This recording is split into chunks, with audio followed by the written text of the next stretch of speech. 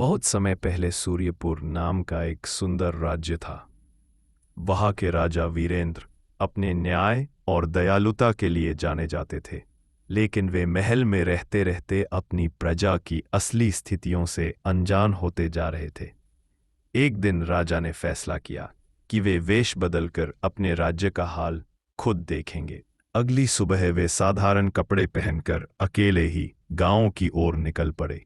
गांव के पास एक खेत में उन्होंने एक किसान को देखा। उसका नाम था किशन। तेज धूप में भी वह मेहनत कर रहा था और उसके चेहरे पर मुस्कान थी। राजा वेश बदलकर, भाई तुम इतना काम करते हो, थकते नहीं हो?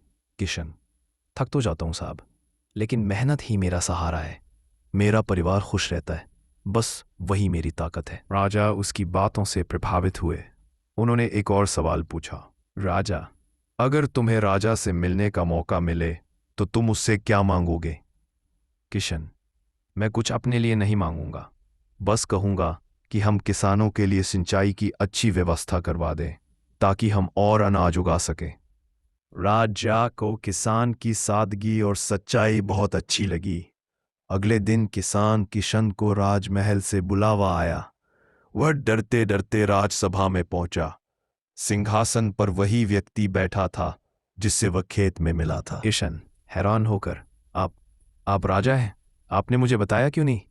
राजा वीरेंद्र, अगर मैं बताता कि मैं राजा हूं तो शायद तुम मन की बात नहीं कहते। तुम्हारी सच्चाई ने मुझे बहुत कुछ सिखाया है। फिर राजा ने पूरे राज्य के सामने कई नए फैसले घोषित किए। किसानों पर लगने वाला कुछ कर कम किया गया। गांव में नए कुएं और सिंचाई व्यवस्था बनाई गई। किसानों के बच्चों की शिक्षा के लिए विशेष योजना बनाई गई। किशन नम आंखों से यह सब सुन रहा था। किशन, महाराज, अगर हर राजा अपने लोगों की बात सुने तो राज्य स्वर्ग बन जाए। राजा वीरेंद्र, और अगर हर नागरिक तुम्हारी तरह ईमानदार और मेहनती हो तो राजा का काम आसान हो जाता है। उस दिन के बाद सूर्यपुर का हर किसान खुश था। राजा भी समझ गया कि सच्ची ताकत ना सिंहासन में होती है, बल्कि अपनी प्रजा के दिल में होती है।